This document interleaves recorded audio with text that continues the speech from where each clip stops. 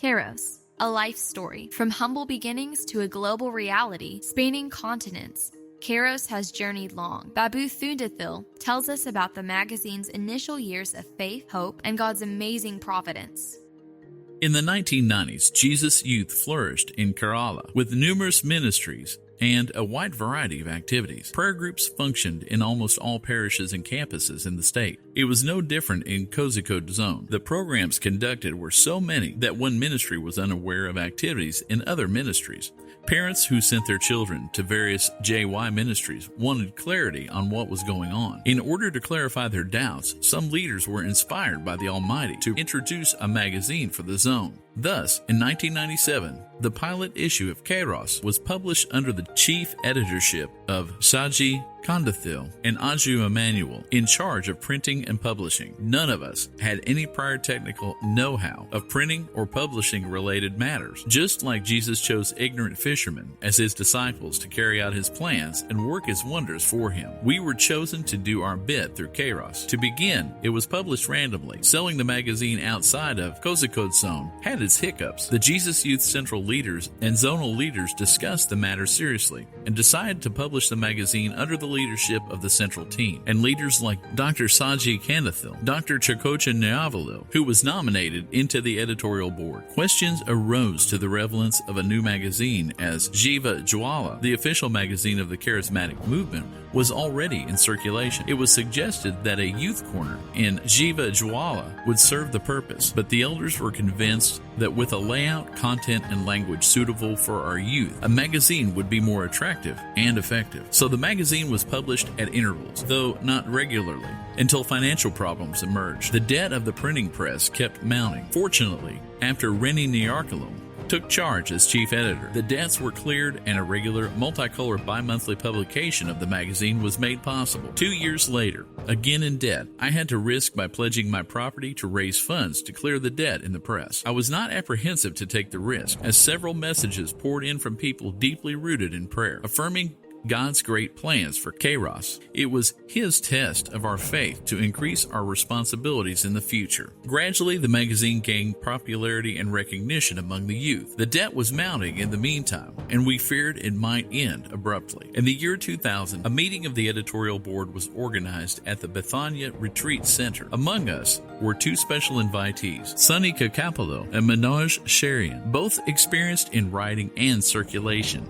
They insisted that the magazine should take on a new outlook and content and published as a monthly. Later, Sunny Chaitan became the backbone of Kairos. He soon accomplished himself as a well-known writer, published his own books for the youth. Rennie also published a book, a compilation of the editorials he had written in the presence of the Holy Eucharist. I thank God for identifying many talented writers through Kairos. Without Kairos, most of them would never have published any articles in their lifetime. Despite the growing popularity, Kairos's financial woes continued to mount. Zero balance account at the end of the month was a gift that kept on giving. We would be forced to give a check as printing of the next issue was underway. Once the bank manager called to intimate me, the check would bounce due to paucity of funds, and I would have to face the consequences. The following afternoon around 1 p.m., I went to the bank to plead with him to keep the check for 2 more days. But miraculously, by 1:45, the required funds came to the account and printing dues were paid. In all these years of publication, never once did Jesus give a chance for a check from Kairos to bounce. I remember singing hymns and songs, praising God as I walked back to my school. Youth leaders would surface at the Kairos office in the evening after their jobs, classes, and a hectic night of sorting,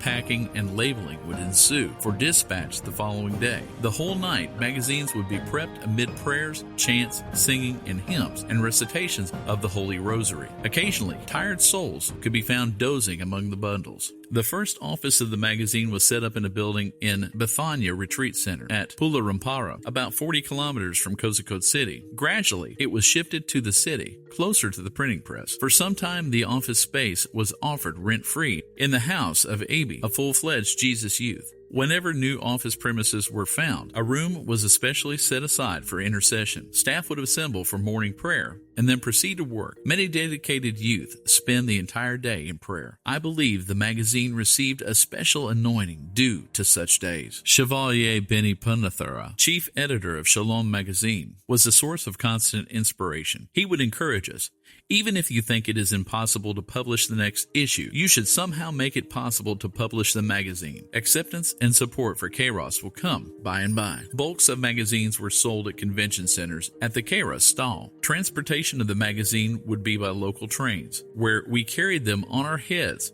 from the station to the convention venues. We would console each other saying, now we are carrying Kairos on our heads, but one day Kairos will carry us. We were dreaming of Kairos reaching the ends of the earth and hopeful that the prophecy would come true one day. All magazines and newspapers need to be registered per government norms. We applied for registration under the Register of Newspapers of India, Delhi. For a while, there was no response. In the year 2002, the Kairos team asked me to go to Delhi regarding the registration. I accepted the request, although I was aware of the fact that many of the contemporary magazines had not been registered, despite trying for years. I had never been to Delhi. I didn't know Hindi. When I arrived at the Nizamuddin railway station in New Delhi, I was received by a youth from JesusYouth Delhi who came on his bike, identifying me by the white scarf worn round my neck. Next morning, I set out alone by bus to the Registrar of Newspapers in India office in Lodi Road. The RNI office was functioning under the Ministry of Information and Broadcasting. After taking a walk around the campus of the central government offices, I finally noticed the board of the RNI office in the first floor of an old building. I managed to convince the security at the entrance, in the little Hindi I knew, that I had traveled all the way from Kerala to meet the registrar. He led me to the door of the registrar's room. When I entered the room, I saw a stout, balding man browsing meticulously through some files. He told me to sit down and inquired the purpose of my visit. I briefed him my purpose and handed over copies of Kairos magazine. He closely scrutinized the front page and rear page. He promptly listed out the defects of the magazine and reminded me that 30% of the content should be news. I promised to return in a couple of weeks with a revised edition of the magazine. Instead of returning to Kerala, I called the Kairos team and asked them to send a fresh, revised version after rectifying the defects highlighted. The team immediately went into action, and a new revised edition was sent by courier a week later. The registrar at the RNI office was glad to see the new edition of the magazine. He agreed to issue the certificate within a few weeks. My prior experiences at government offices made me anxious, as even a minor error was sufficient to hold back the registration. Concealing my anxiety,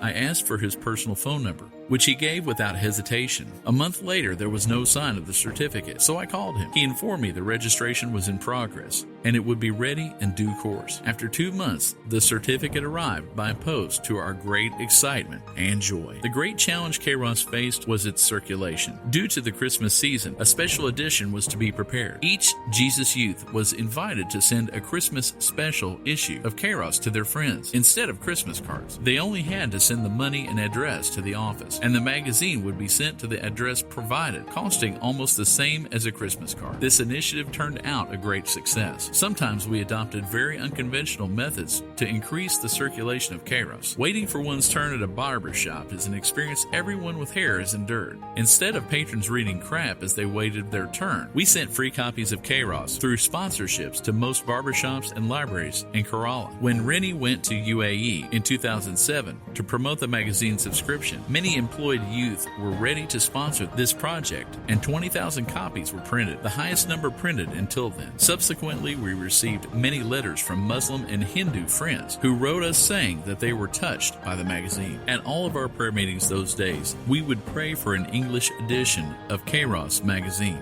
Now, I'm extremely happy that dream has become a reality. When I look back, several faces flash back in my mind, especially that of Shaji Kandathil, who helped with the layout of the magazine in the initial stages, Shaji Kandathil, who was printer and publisher for a long period, and Tommy Thuttakal, who joined at a later stage to help the circulation and subscriptions. There are many other God-sent persons whose list is very long to mention, all those who toiled ceaselessly night and day. Without their selfless support, Kairos would not be what it is today.